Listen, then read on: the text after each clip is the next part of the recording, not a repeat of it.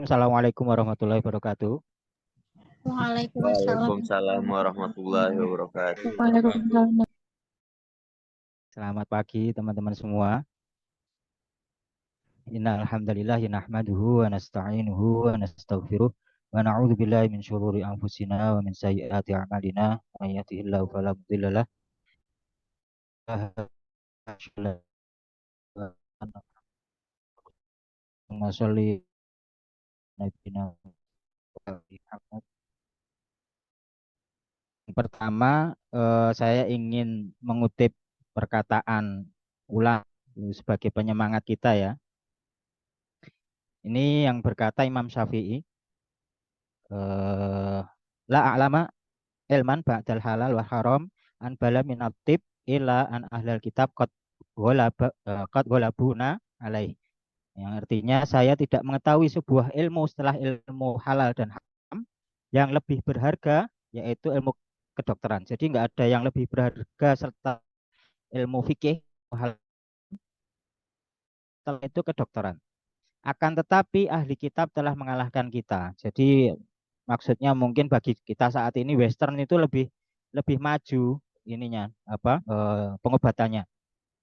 Kemudian beliau juga berkata yang artinya janganlah sekali-kali engkau tinggal di suatu negeri yang tidak ada di sana ulama yang bisa memberikan fatwa dalam masalah agama dan juga tidak ada dokter yang memberitahukan mengenai keadaan kesehatan badanmu. Nah, semoga dari dua perkataan Imam Syafi'i ini menjadi penyemangat bagi kita semua bahwa betapa tingginya kebutuhan kita, semua warga kita ya bukan hanya di Indonesia, tapi seluruh manusia pada umumnya itu kita sangat butuh sekali tentang ilmu kesehatan. Bahwa malah Imam Syafi'i bilangnya ilmu kesehatan itu sangat dibutuhkan bahkan setelah ilmu fikih itu yang paling penting ilmu kesehatan dibandingkan ilmu yang lain gitu. Itu menjadi penyemangat bagi kita. Dan sebelumnya saya mulai masuk ke materi, saya mengucapkan dulu kepada Bapak Rektor Universitas YPIB, Bapak Dr. Haji Wawan Kurniawan, Eskep Nurse MKes, kemudian Wakil Rektor 3 dan selaku Koordinator Kampus Al Hijrah, Bapak Darmasta Maulana, Eskep Nurse MKes, dan juga Dekan Fakultas Ilmu Kesehatan, Ibu Heni, Eskep Nurse MKep. Ini saya mengucapkan terima kasih banyak yang sebelumnya ya memberi kesempatan saya dan kepercayaannya untuk bisa sharing-sharing di sini. Dan kemudian juga saya berterima kasih ke semua rekan-rekan panitia dan semua hadirin yang ikut mendengarkan di sini untuk bisa kita sharing-sharing ilmu diskusi di sini. Jadi ini nanti kita sifatnya sharing ya. Kalau dikatakan pakar mungkin juga masih belum layak ya jadi untuk dikatakan pakar karena yang jadi kepercayaan di Tiongkok itu untuk ini ya jadi untuk pemeriksaan nadi jadi pulse diagnosis ini eh, jadi kayak apa ya, sakral istilahnya ya istilahnya sakral di Tiongkok sana itu kesannya sakral jadi orang yang bisa pulse diagnosis itu orang yang sudah berjenggot panjang gitu berjenggot panjang jenggotnya putih rambutnya putih mungkin yang bayangannya kalau kita di film-film itu ya yang film itu yang berjenggot putih yang pakai baju gamis panjang gitu yang tua usianya 80 tahun baru bisa menguasai pemeriksaan nadi itu yang selama ini dipercaya seperti itu bahkan mungkin sampai saat ini pun pemeriksaan nadi jadi mitos yang kayak susah gitu ya rumit gitu ini kan sebenarnya kemarin itu sempat sempat di-share juga informasi mengenai kelas kita ini apa ke teman dan ternyata responnya banyak yang nggak bisa gitu nggak bisa pemeriksaan nadi kesannya itu pemeriksaan nadi itu susah rumit gitu ini nggak bisa gitu nah memang eh, kalau yang dari yang pelajari di antara guru-guru saya itu juga bilang kenapa dikatakan rumit karena tidak tepat itu bagi guru saya nggak mengatakan begitu tidak tepatnya apa itu yang bikin susah jadi kita cek Chun Kwanche-nya posisinya aja keliru. Kalau keliru hasilnya nggak akurat. Kalau nggak akurat akhirnya kan nggak percaya gitu. Orang nggak percaya dengan pemeriksaan nadi kita. Nanti eh, tentang pengalaman saya juga yang sempat tidak percaya dengan kemampuan saya dengan ini ternyata pembuktiannya berbeda. Nah, masuk ke ini ya. Saya masuk ke materi.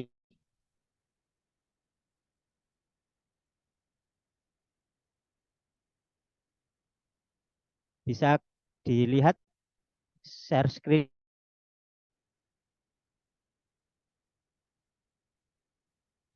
Bisa. Bisa, Bisa Bapak. ya? Oke. Jadi ini saya mulai ya dari acara kita. Ini untuk pengenalan. Jadi sifatnya nanti pengenalan. Mungkin kalau cuman 2 jam kayaknya kok baru dapat permukaannya saja sih kalau kita belajar pemeriksaan nadi ya. Kita sampai seberapa jauh. Karena pemeriksaan nadi ya memang butuh butuh pengalaman yang panjang sih sampai sekarang pun saya juga masih butuh belajar lagi.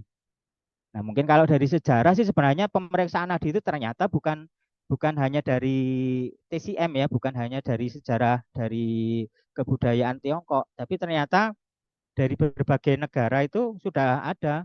Jadi dari Mesir kuno juga ada, kemudian Ayurveda.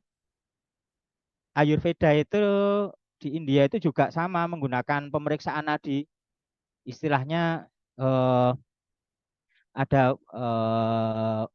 Kappa, Vita, satunya lagi saya lupa yang kalau di TCM itu kan Chun Kwanche gitu kan.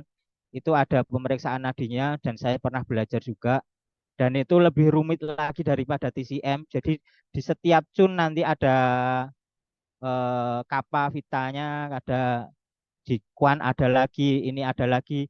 Nanti setiap kedalaman dari setiap kedalaman kita menekan itu ada lagi. Jadi dan penerjemahannya indikasinya apa ada lagi itu lumayan agak rumit kalau dari teknik India ya, yang Ayurveda. Pemeriksaan nadi namanya nadi pariksa.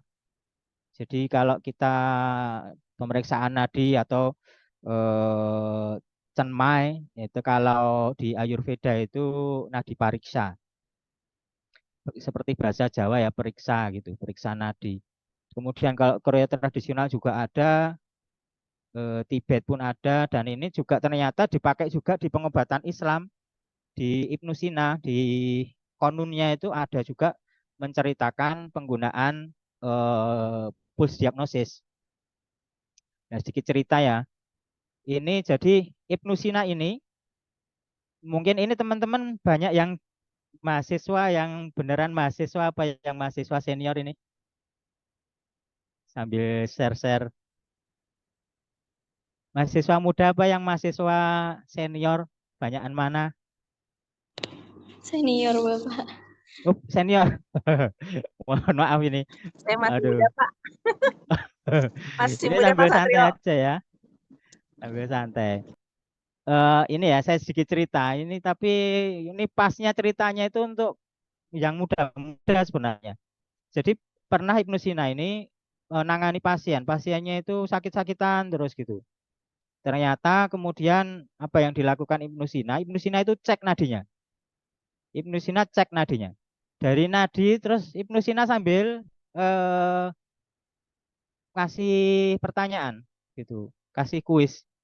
Beda kalau kuis yang dikasih sama dosen ya, kita deg-degannya itu deg-degan wah ini deg-degan ada kuis ini.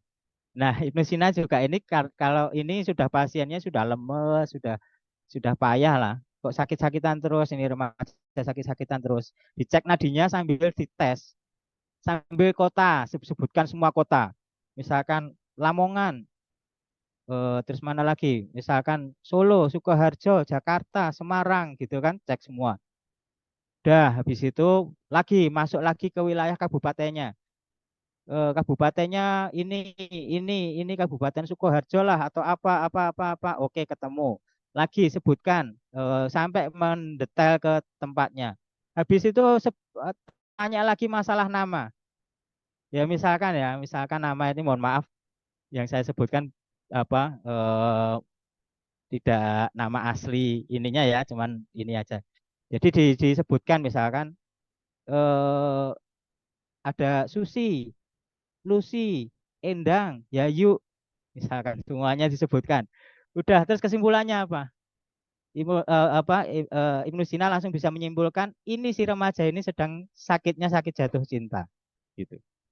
Luar biasa ya. Jadi dari situnya dan ini jatuh cinta sama gadis yang namanya ini tinggalnya di sini di kota ini.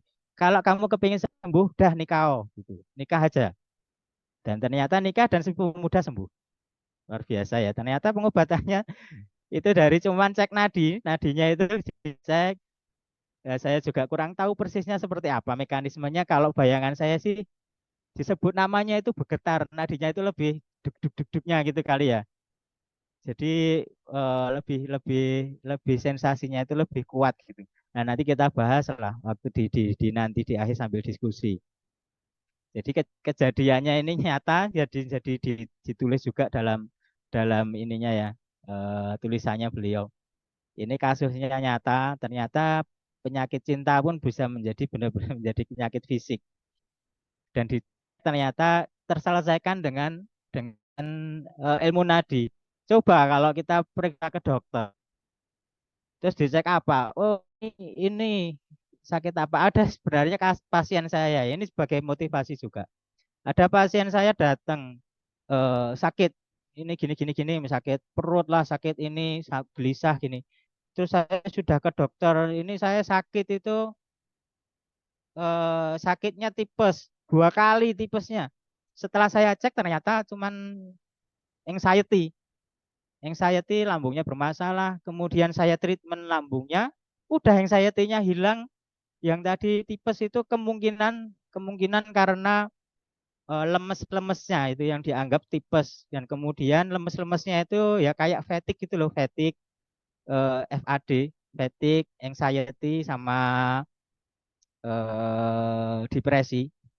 Jadi penyakitnya itu tapi oleh ke dokter periksa ke dokter ya disebutnya sakitnya sakit tipes. Tapi ternyata cuman udah di kita treatment masalah lambung, masalah anxiety-nya, masalah ininya sudah selesai. Ternyata nggak ada tipes-tipes selesai. Alhamdulillah, bismillah. Dan itu kebetulan juga murid Tai Chi saya. Saya ngajar Tai Chi di gratis. Kalau yang mau ikut silahkan. Kemudian saya lanjut ya. Eh, nah, ternyata ini perkembangannya di TCM. Jadi setelah Ibnu Sina tadi, memang yang lebih kita kenal itu di TCM yang menggunakan pemeriksaan nadi. Itu ada, jadi sebenarnya bukan pemeriksaannya itu ada 4. Ini ada Wang, Wen sama C. Wen-nya itu sama, cuman kalau di Tiongkok itu di Mandarin itu ini ada celuritnya ini sebenarnya ada garisnya asrit gitu loh di bagian E-nya. Ada Wang, ini bacanya Wen sama Wen sama ini C.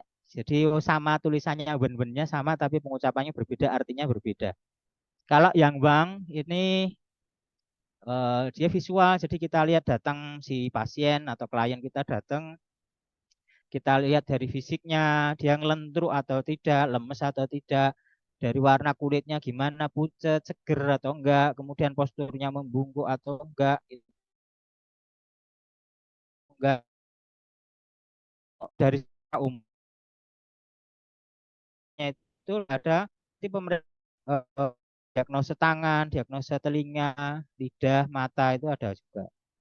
Nah, kemudian wen itu pendengaran sama penciuman ya. Jadi pasien itu datang itu selain seorang seorang tabib ya, seorang dokter, seorang terapis itu diharapkan bisa menguasai 4 ini. Jadi pendengaran datang itu kita bisa merasakan suara dari si pasien itu dia semangat atau enggak, atau ngelentruk atau enggak. Kemudian ada bau yang tidak enak atau enggak, baunya seperti apa. Kan misalkan dari pasien diabetes itu baunya seperti apa itu khas kan. Orang pasien diabetes itu bau mulutnya seperti apa, bau keringatnya itu kita bisa bisa ngerti ininya. Oh, nggak ada yang nggak bener nih gitu.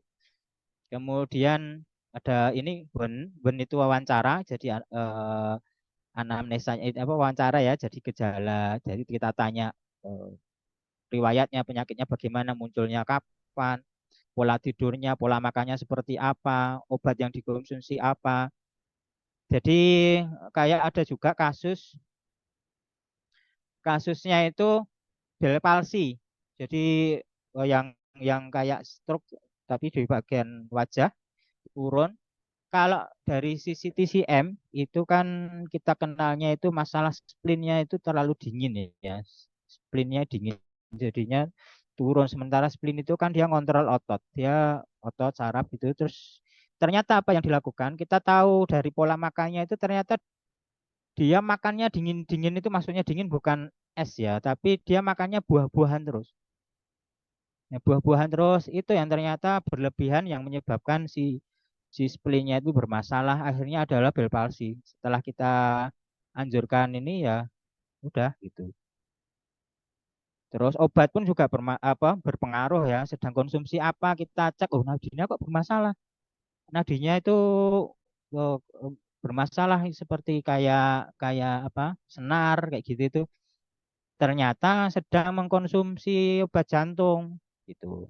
Banyak lah cerita-ceritanya seperti itu banyak. Kemudian cek palpasi, jadi kita cek, oh badannya anget, misalkan di telapak tangan kita cek, telapak tangannya dingin, tapi ternyata di bagian apa namanya sikunya itu anget kok nggak seimbang.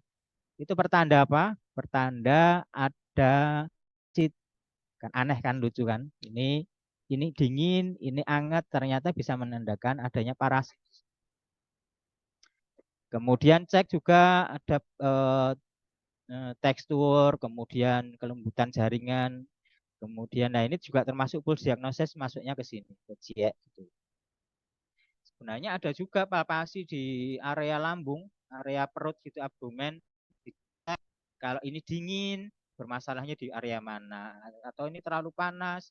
Atau ini ada yang gerenjel gitu di area mana? Ada yang kaku atau di bagian abdomennya kaku. Bagaimana itu akan mencerminkan sebuah indikasi yang khusus.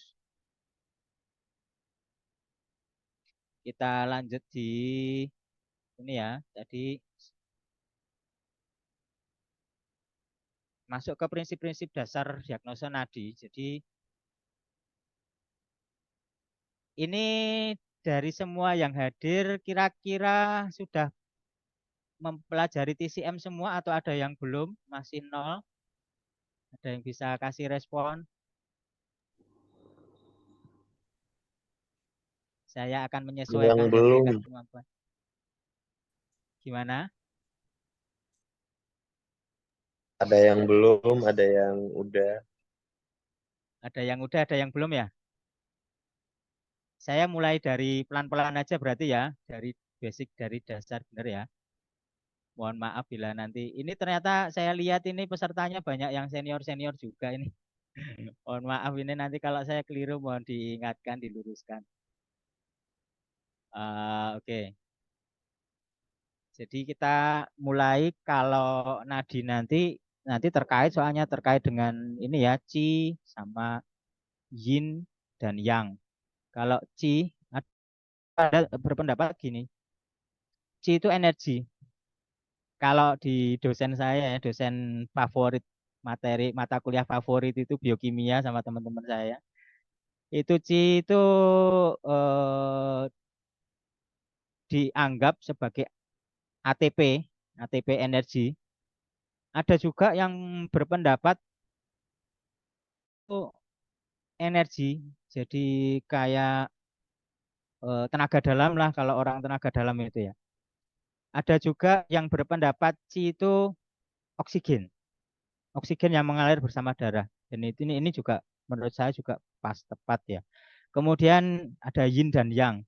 Nah kalau Qi tadi kayak listrik lah, anggapannya sederhana kita itu kayak listrik yang ngalir di tubuh kita ya. Jadi baterai gitulah. Nah kalau ini dari sisi ini dianggap energi itu seperti itu.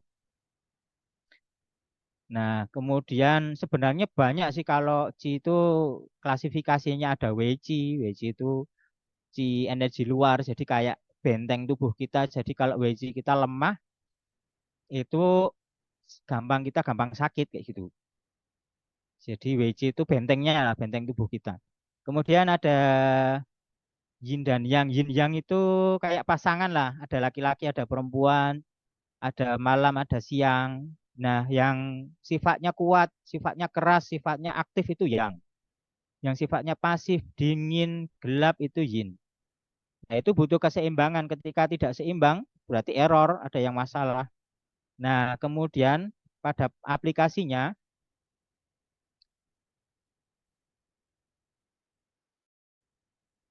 cerminan Qi dan Yang itu juga bisa kita lihat aplikasinya itu ada di nadi kita, nanti cek di nadi masing-masing ya. Nah, kalau Qi-nya itu kuat, bagus, maksudnya sehat, itu nadinya kuat, kita palpasi itu nadinya dung dung dung, tekanannya bagus gitu. Tapi kalau lemah berarti tubuh kita Qi-nya ada defisiensi Qi. Nah, kemudian kalau Yin dan Yang ini salah satunya wujudnya itu superficial, jadi ngambang. Nanti kita kita perjelas ya sambil nanti kita diskusi. Jadi nadi nadi superficial, nadinya di atas di permukaan kulit, kemudian nanti yang ditekan dalam. Nah, yang superficial itu yang yang-nya lebih banyak. Kalau yang yin-nya lebih dominan itu berarti lebih ke dalam, ditekan dalam gitu. Nah, kalau nanti organ itu terkait dengan cun kuance-nya itu. Jadi cun, misalkan cun kiri, tangan kiri cun itu jantung, small intestine kayak gitu. Kuan itu nanti mencerminkan keadaan liver, keadaan pedu kayak gitu. Nah, nanti kita pelajari lebih lanjut.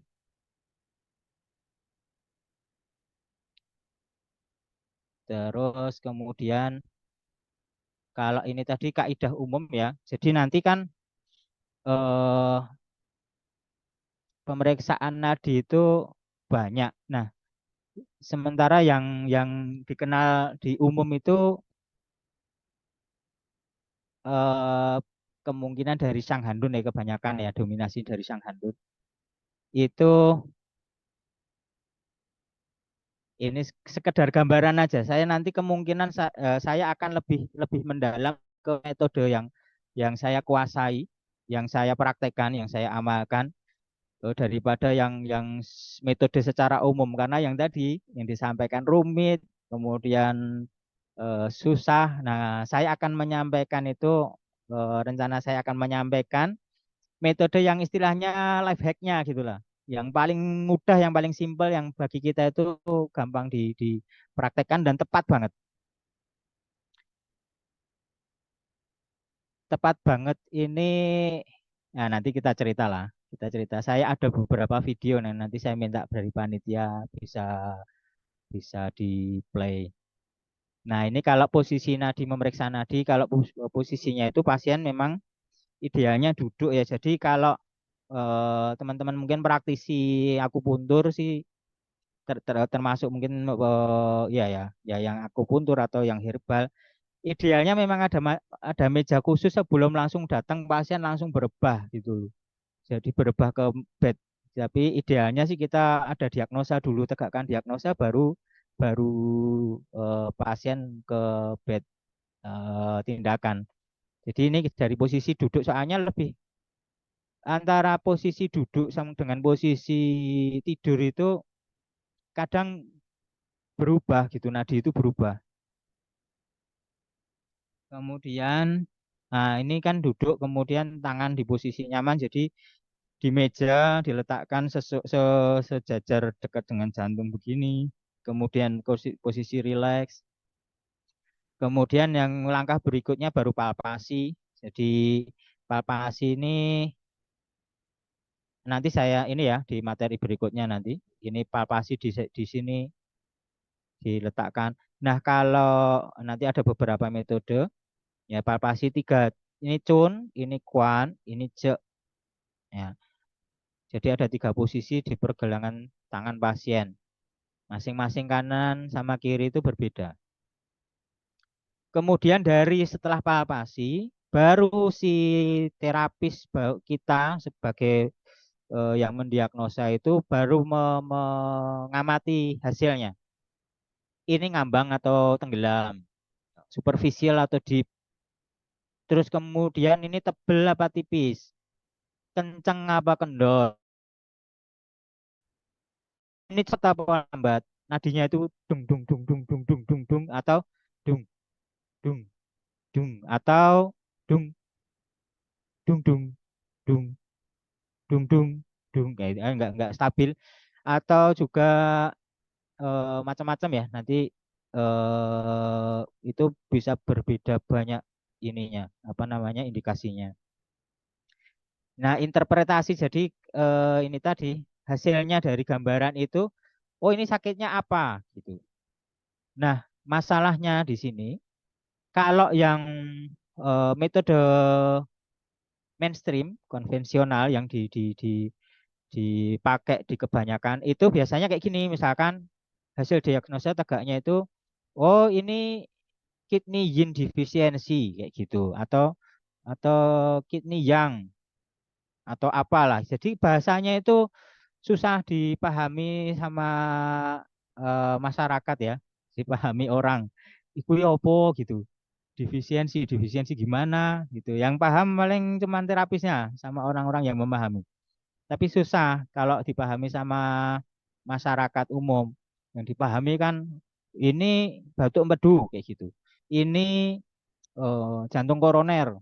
Ini diabetes. Nah, metode yang saya pakai itu menggunakan terminologinya, term-termnya itu yang bisa mudah dipahami masyarakat. Enaknya begitu. Makanya saya bilang life hack. Jadi istilahnya saya pakai yang paling simpel lah. Karena metodenya kan banyak banget. Nah, saya coba share itu karena alhamdulillah ya kayak gini nih rezeki ya. Kita dapat ilmu yang gampang daripada yang bukan sekedar tahayul atau mitos gitu. Ternyata bisa kita praktekkan. Itu bisa kita cek nah di seseorang yang hamil itu, oh begini. Nah ini kalau dulu itu sampai tahu ini kayaknya laki-laki, bayinya ini laki-laki, ini kayaknya perempuan. Dan saat itu belum ada USG, itu bisa bisa bisa mengetahui jenis kelamin laki-laki atau perempuan hanya dari pemeriksaan nadi. Luar biasa ya. Itu nadi. Dan itu bisa bisa kita praktekkan, bisa kita praktekkan. Biasanya pakai nadinya itu slippery ini, gitu. Terus ini saya lompat aja ya. Ini rumit luar biasa makanya banyak yang ngeluh pemeriksaan nadi susah ya karena pakai pola-pola ini. Nanti saya coba sekilas tunjukkan life hacknya pemeriksaan nadi yang gampang. Nah, ini mulai masuk ke materi saya nih, materi apa nih? Emperor Pulse Diagnosis. Jadi ini saya kalau yang metode ini, metode yang saya pakai itu saya menggunakan beberapa metode ya. Beberapa metode diantaranya metodenya eh, pengembangan juga ada dari Wei Yen Cheng, ada yang dari Johnsen. Johnsen itu tapi terus dikembangkan sama Leon Hammer. Leon Hammer kemudian berkembang nanti sama murid-muridnya yang itu nanti saya dapat dari situ. Kemudian ada metode Pakwa juga Pakwa. Ada metode Pakwa itu yang 8 8 apa itu namanya. Nanti kita kita di situ nanti kita coba ya. Nah, itu dari metode ini itu kita bisa tahu oh ini bahkan bukan hanya ini ya, bukan hanya penyakitnya ya, kita bisa tahu psikologi seseorang. Anehnya di situ. Jadi kita tahu ini Bapak lagi stres nih kayaknya ada masalah keluarga nih. Tolong Bapak begini begini begini. Ternyata penyakitnya juga terkait dengan masalah emosional. Itu kita lihat ini sebenarnya populer juga ya, lihat dari liver fire-nya. Jadi api api api liver, api masuknya ke kuan kuan kiri. Eh, ini lancar ya, bisa diikuti. Anu ini apa namanya? Share screen saya.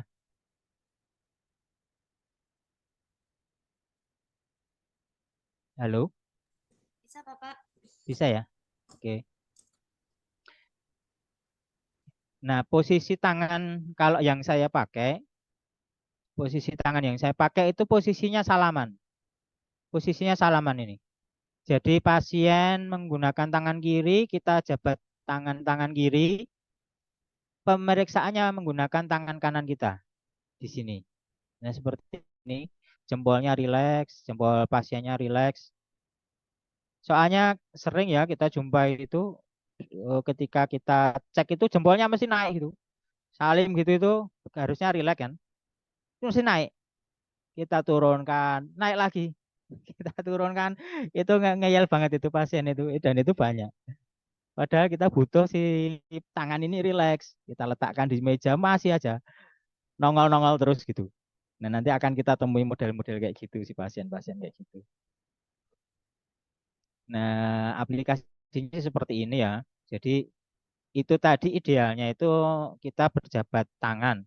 Tapi bisa kita letakkan di sini ada saya ganjal, ada pengganjalnya ya bisa pakai bantal bantal palpasi nadi bisa. Kalau saya menggunakan ini pakai kayu ini untuk menyangga lengan si pasien si klien. Di posisi miring ya, tangan klien itu di posisi miring, kita mengambil dari sini. Kemudian jempol tangan kita itu ada di belakang sini ya, di jempol tangan kanan kita ada di sini, di sanjau 5. Jadi ngeceknya begini, kayak gini nih. Jadi membentuk apa ini, bulatan telur ya, bulatan telur gini. Jadi bukan nemplek begini. Nah, ini kalau detail seperti ini. Jadi tangan pasien dalam posisi tegak begini,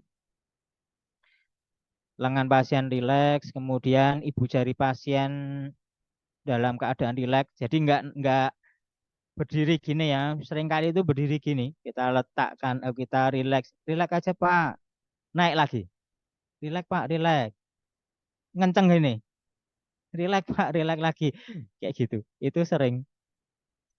Nah, kemudian posisi jempol terapis ada di Sanjau 5 ya, daerah daerah sini lah, Sanjau 5. Jadi jempol begini kita bisa ini untuk bergerak itu leluasa. Tangan yang kedua, yang terapis itu tadi salaman atau posisinya untuk menstabilkan biar tangannya nggak gerak-gerak lah. Kemudian, nah ini jari terapis membentuk bulat telur begini. Ini untuk apa, memudahkan memudahkan ini leluasa keleluasaan untuk bergerak. Nah, bantalan sini diletakkan di arteri radialis. Arteri radialis mana? Ini ya, di sini ya. Kelihatan enggak di sini? Ini cun kuanceknya di sini. Nah, kemudian kalau di metode saya yang membedakan dengan metode yang lain itu saya lompati di styloid proses. Jadi tulang kelihatan enggak ya? Styloid prosesnya di sini saya lompati. Jadi ini cun, kuan. Nah, ini saya lompati, ceknya itu di sini. Jadi sejajar dengan apa ini? Saya coba ini ya, saya coba share lewat kamera yang satunya coba. Biar lebih lebih jelas ininya. Saya coba pakai kamera satunya. Sebentar. Sambil sambil lalu ya, kayaknya belum belum saya belum connect nih.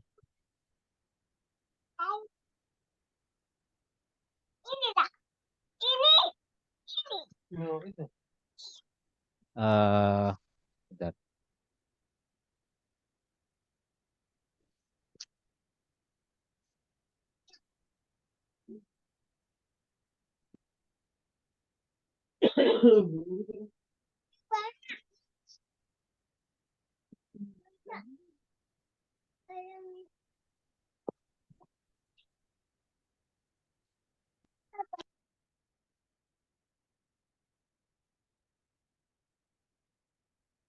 Bentar ya. Oke.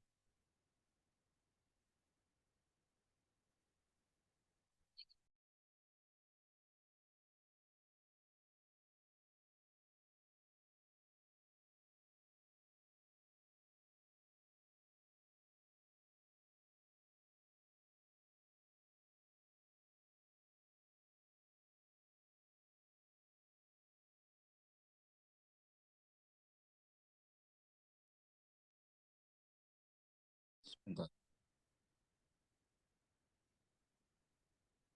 Gabung ternyata. Bentar.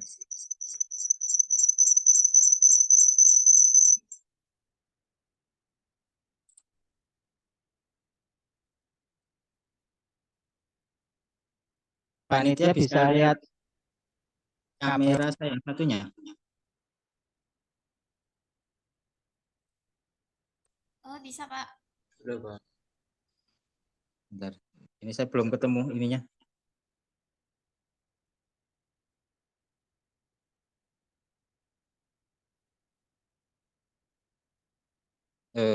Yang mana ya?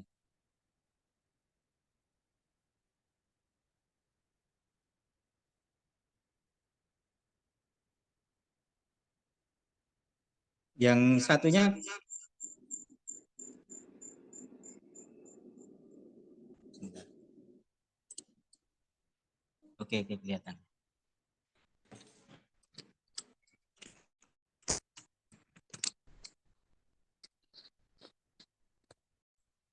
Mungkin bisa di share screen, Pak, untuk yang itu.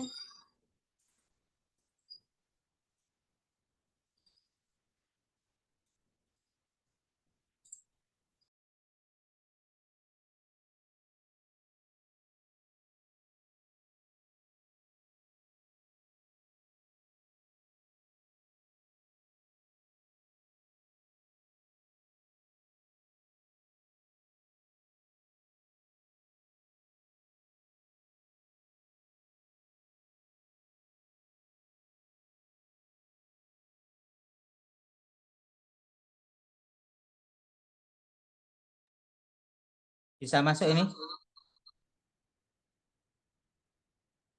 Bisa, Pak. Saya. Sekarang kita belajar ini, Chun Kwanche-nya sekarang. Ini kalau orang biasa ini ya.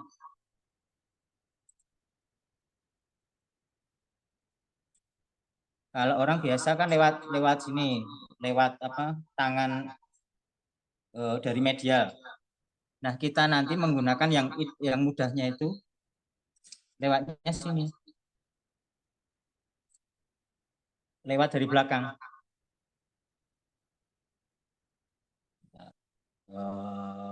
Ini kelihatan ya. Ini Chun dari sini. Kwan. Nah, sebentar. Kelihatan teman-teman? Saya agak bingung. Chun,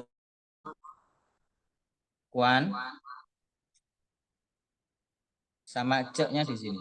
Bentar. 3. Nah, ini ada tulang stalai proses. Saya kasih gambar.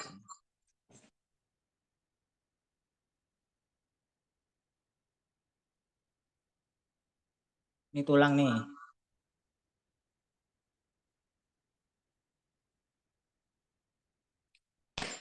Nah, itu lompat Chun, kita lompati tulang styloid proses.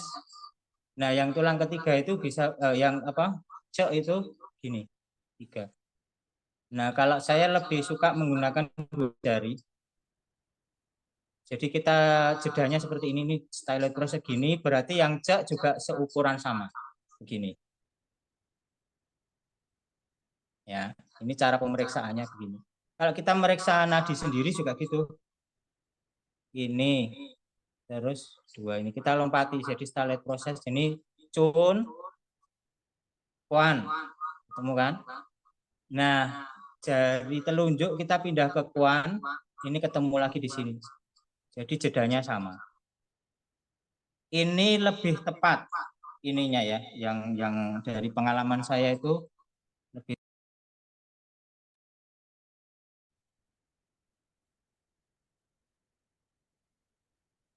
Oke. Dari tadi ketemu Chun Kwance,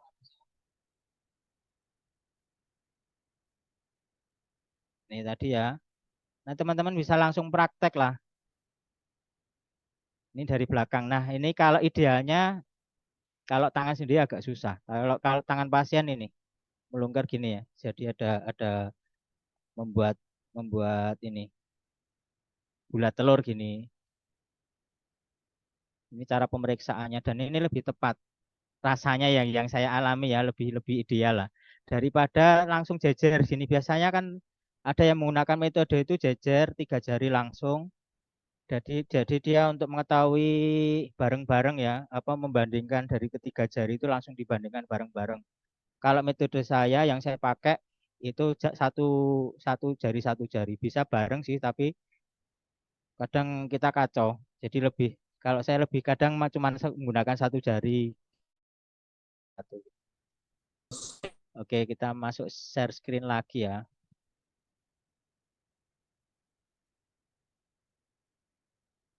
Ini tadi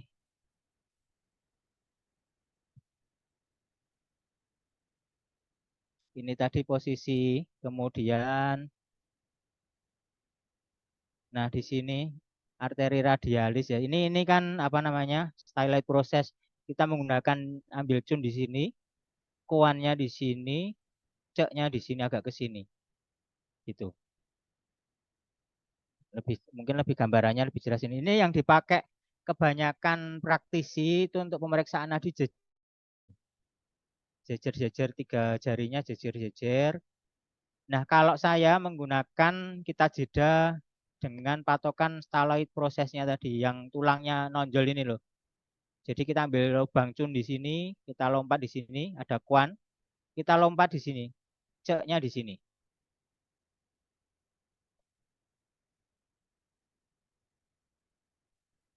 Nah, nanti sambil apa ya? Kita nanti untuk lebih lebih jelasnya kita sambil diskusi aja.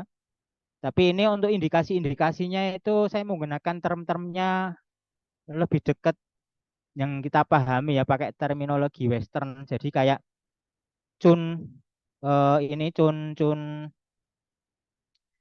cun kanan ini menandakan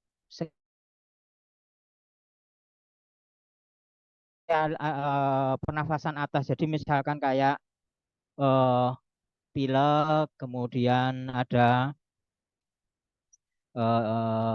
ya sisi buntet ya, buntet hidung, pilek, kemudian apa namanya sinusitis kayak gitu itu kita baca lewat tadi cun kanan. Kemudian kita bisa juga mengecek nadi pasien itu ini pasien masalah BAB bermasalah ini. BAB-nya sudah ini ya Bu ada masalah BAB ya. Itu kita bisa tahu dari situ. Jadi oh iya Mas saya ternyata saya sudah 3 hari nih apa belum belum BAB kayak gitu atau dia ada masalah diare atau masalah konstipasi kayak gitu bisa kita cek. Bahkan yang sering orang hemoroid saya bisa mendeteksi seseorang ada hemoroid. Ini Bapak ada ini ya wasirnya ya ada ambeien ya ada hemoroid ya. Loh kok tahu padahal saya belum pernah cerita loh gitu. Terus kemudian kita bisa tahu juga kondisi kepala. Jadi ada yang pasien saya datang ya klien saya datang ngeluhkan itu sakit kepala terus-terusan. Sakit kepala terus-terusan. Kemudian sudah periksa ke dokter beberapa kali spesialis penyakit dalam malah jadi takut. Mas ada masalah apa toh Mas? Jadi masalah ada cerita apa masalah keluarga atau apa gini-gini. Ini sudah tua ya bapak-bapak usia sekitar 50-an tahun gitu. Datang kondisi sakit kepala sering terus kemudian cerita saya sudah periksa 2 kali ke spesialis penyakit dalam. Malah di situ saya malah curhat Mas, ditanya-tanya ada masalah apa gini gini gini. Gini. Kemudian saya cek, Bapak ada sakit gigi kayaknya. Loh Mas kok bisa tahu? Yaitu sumber masalah kepalanya. Bapak periksa aja ke dokter gigi. Sepertinya kok nanti masalah selesai. Ternyata benar. Periksa ke dokter gigi, masalahnya langsung selesai. Yang pusing-pusing, yang apa semuanya hilang semuanya. Inilah itu masalah gigi ternyata dan bisa kita ketahui dari apa? Palpasi nadi. Tuh. Kemudian yang kuan kanan. Ini lambung. Kita bisa tahu ini ada bakteri H. pylori. Kita tahu ini ada pendarahan di area lambungnya nih. Ada gastritis, itu bisa kita tahu dari nadi kanan pasien. Kita tahu juga ini pankreasnya bermasalah, ada diabetes mellitus yang tipe 2 ya. Kalau yang tipe 1 saya sendiri belum bisa mendeteksi. Tapi ini yang versinya tipenya tipe 2. Kemudian ceknya beda kan, kalau ceknya itu ada yang bilang, ada yang pernah ini belajar tadi siapa? Saya coba ini ada kolom dialog. Oh ya. Eh jadi kalau di ceknya pasien bagian kanan, tangan kanan pasien di bagian cek itu menandakan ada masalah di leher, shoulder. Jadi kalau kita langsung cek dari nadi itu, ini leher eh, bapak atau ibu bermasalah ya? Iya mas, kencang sekali mas. Kok tahu ya? Padahal saya nggak cerita. Gitu. Ada juga masalah ternyata ada frozen shoulder. Frozen shoulder nggak bisa dinaikkan tangannya kayak gitu. Kemudian ada prostat juga menandakan prostat bisa. Kemudian asam urat juga. Nah batu ginjal bagian ginjal kanan itu bisa kita cek lewat cek. Kemudian ada masalah keracunan juga bisa kita lihat dari cek. Kemudian sekarang masuk yang kiri. Yang kiri cun, cun ini ya ini yang utama ya. Utama ini masalah jantung. Dan ini luas banget ternyata. Dan saya sampai sekarang pun juga belum bisa tuntas menguasai area cun kiri ini ternyata luas banget. Masalah jantung, area cun dan sekitarnya itu kita bisa mengetahui masalah ventricle. Kita masalah mitral valve-nya ini bermasalah.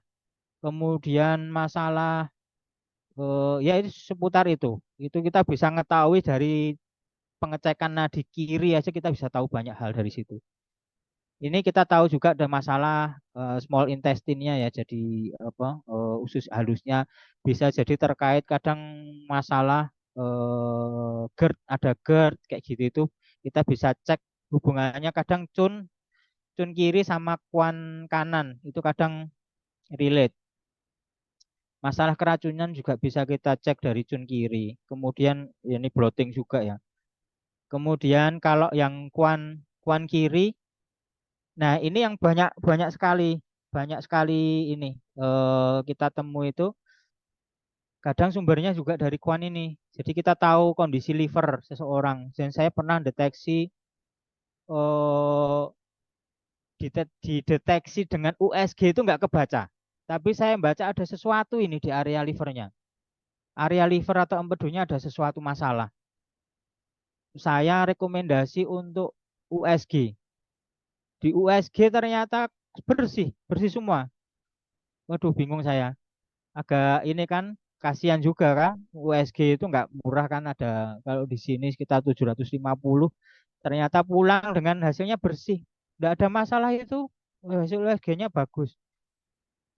ternyata terus kemudian berikutnya saya rujuk ke dokter ya. Saya rujuk ke dokter karena beberapa kali treatment itu nggak kena. Beberapa kali treatment itu belum kena-kena, ini ada sesuatu ini. Kemudian saya rujuk ke dokter spesialis dalam. Spesialis dalam ya rujuk ke USG lagi. Di USG dokternya sebenarnya awalnya cuman ini ada masalah di infeksi saluran pencernaan gitu bilang. Terus kemudian tidak ada masalah apa di obatnya diminum nggak ada pengaruh sama sekali. Kemudian USG bersih lagi hasilnya. Jadi 2 kali USG. USG 2 kali bersih, hasilnya bersih. Kemudian saya rujuk ganti cari second opinion ke tadi kan dia nyari sendiri pasien ini. Kemudian saya rujuk ke dokter spesialis dalam rekanan saya dirujuk, kemudian dari situ dari riwayatnya kemudian langsung dirujuk CT scan. Baru dari CT scan itu muncul semua penyakitnya dan itu sama persis dengan apa yang sudah saya diagnosakan melalui diagnosa nadi. Itu luar biasanya diagnosa nadi dan itu teman-teman saya yakin juga bisa mempelajari hal itu. Bukan hal yang susah-susah amat gitu loh. Itu kemudian kita bisa tahu masalah ada kista liver, kemudian ada masalah hepatitis, ada bisa kita tahu. Kemudian ini masalah FAD ya, FAD, fatigue, anxiety sama depresi kayak gitu itu. Ada ini juga batuk empedu sering banget kita temui.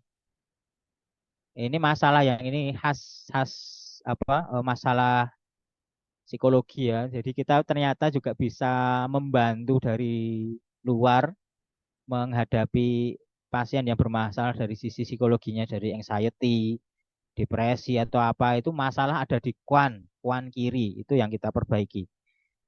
Kemudian cek itu ternyata dia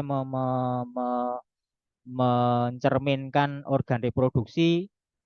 Kemudian ini juga ada kita bisa ngecek dari sini ada batu ginjalnya atau enggak bisa muncul. Kemudian sering ini juga masalah punggung.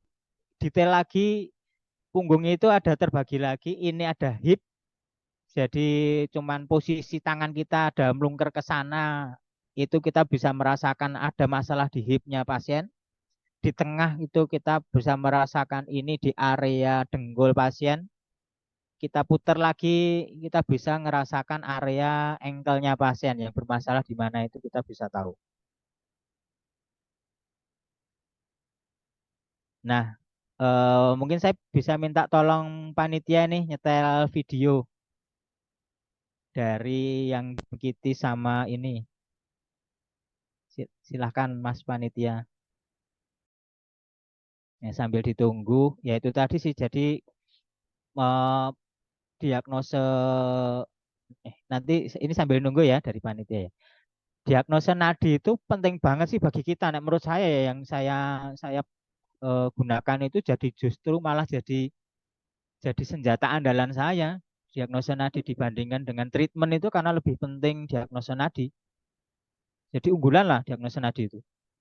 Jadi jadi tools yang sangat berharga untuk kita. Makanya saya sarankan teman-teman diagnosa dan sifatnya menurut saya itu lebih mendesak daripada treatment ya. Kalau treatment itu masalah di